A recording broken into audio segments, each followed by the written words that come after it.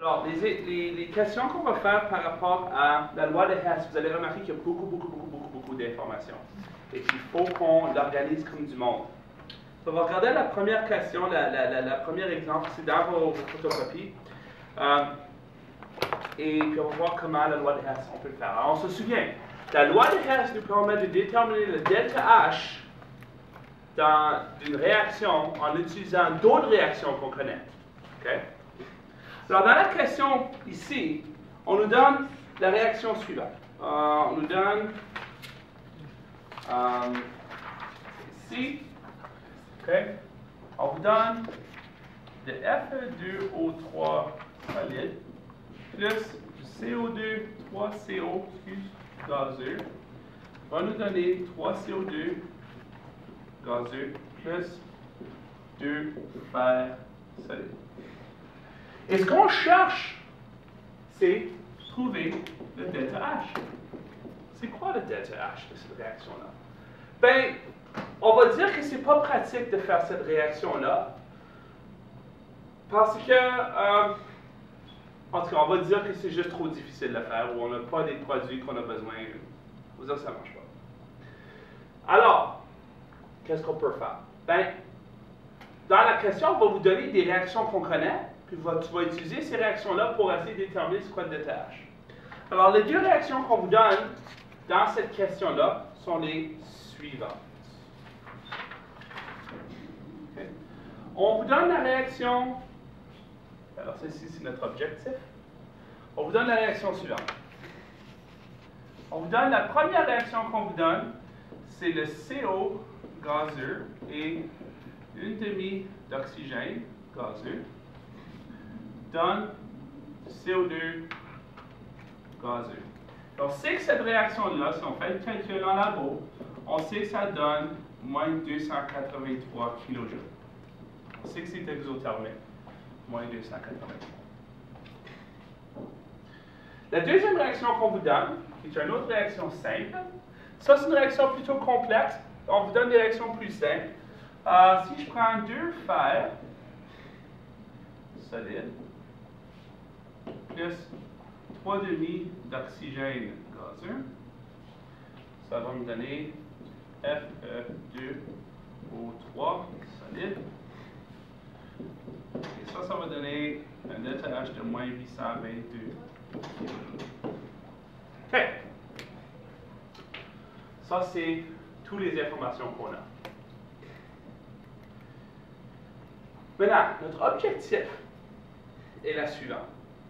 On veut manipuler ces équations-là en utilisant les règles de la loi de Hess pour arriver à la formule suivante, ici. Okay. Pas facile. Une fois que vous allez le faire quelques fois, vous allez réaliser que c'est faisable. Petit point d'avis. Prenez beaucoup de place sur votre papier. Vous allez avoir besoin de réécrire, effacer, réécrire. Okay? Ça va prendre beaucoup d'efforts. Okay? Donc, ne vous mêlez pas. Une question comme ça, c'est très commun que ça peut prendre 1 ou 2 pages pour la faire. Okay? Vous allez voir pourquoi. On remanipule. Le crayon est très important dans ce cas-là. Plume, ne pas. OK.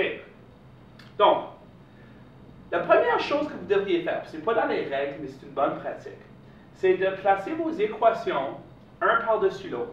Okay? De sorte que toutes les égales sont sur le même axe. Parce que les équations vont être comme séparées en 2 morceaux. Okay? Ça va nous aider à garder tout ça en lien. Puis aussi assurer que tous les delta H sont au même endroit. Alors, notre but, c'est de travailler avec tout ça, puis on va dire que c'est comme une addition, c'est comme un plus, c'est comme un problème mathématique. Alors, c'est comme si, je vais enlever les noms ici, c'est comme si on ajoute ces deux équations-là pour trouver delta H. Okay? Alors, notre but, c'est d'avoir ceci là. Okay? Première chose qu'on devrait regarder. Okay? Dans ma réaction, ma réaction objective, celle que je cherche, le Fe2O3 est dans les réactifs.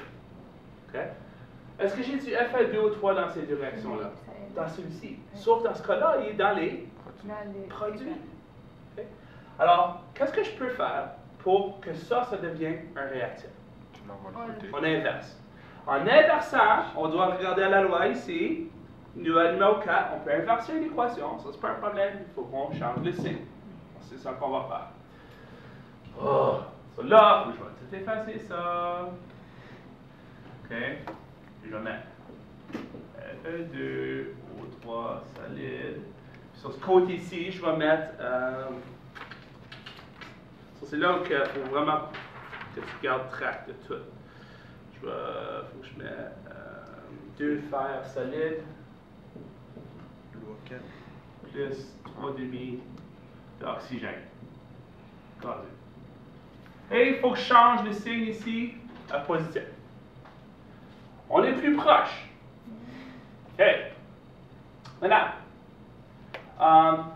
j'ai besoin des monoxydes de carbone dans mes produits, dans mes réactifs. J'en ai. Donc, je suis correct. OK. Dans mes produits, j'ai besoin du CO2. J'en ai ici. Ça, je devrais être correct. Et j'ai besoin du fer que j'ai ici. Alors, dans toutes mes réactions, j'ai plus besoin de faire des flips. OK? Je suis correct, là. OK? Maintenant, si je regarde aux quantités, okay, j'ai une mole de Fe2O3. Je n'ai une mole ici.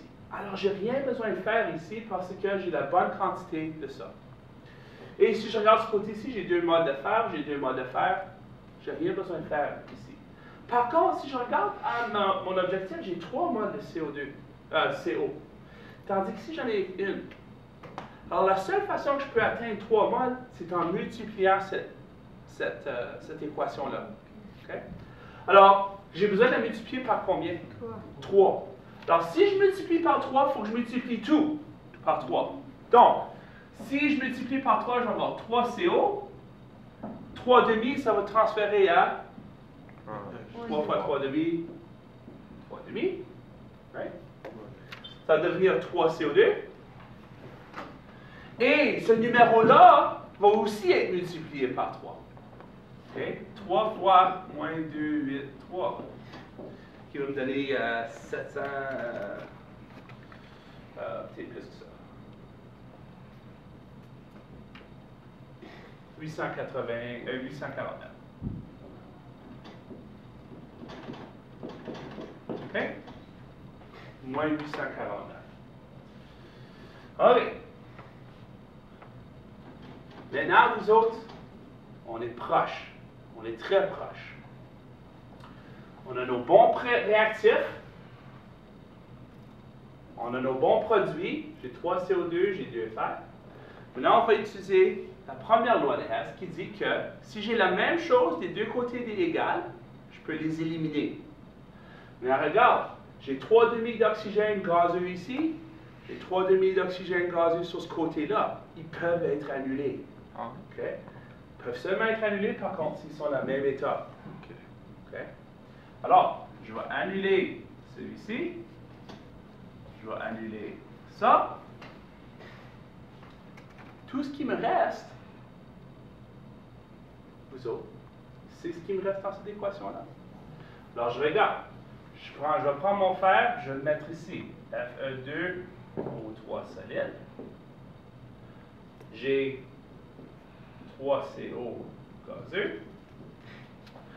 J'additionne tout ce qui est dans mes cases ici. J'ai ça aussi. J'ai 3CO2 gazeux. J'ai mon 2 fer solide. Ils sont tous les mêmes états. Ça, c'est une bonne chose. Et il me reste juste mes enthalpies ici. On se souvient, c'est comme en mathématiques. Alors, je trouve la différence parce que j'ai deux chiffres différents, n'est-ce pas? So, 849 moins 849 plus 822, il donne un delta H de moins 27 kJ. J'ai atteint mon objectif et j'ai trouvé mon delta H en utilisant la loi de Hess.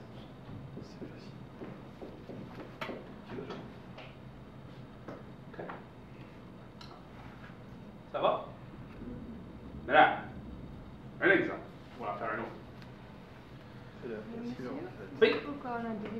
3 demi ou 2. Si. Pourquoi est-ce que j'ai multiplié? Oui, plus. Parce qu'il veut la... 2 faire plus 3 demi ou 2 cases.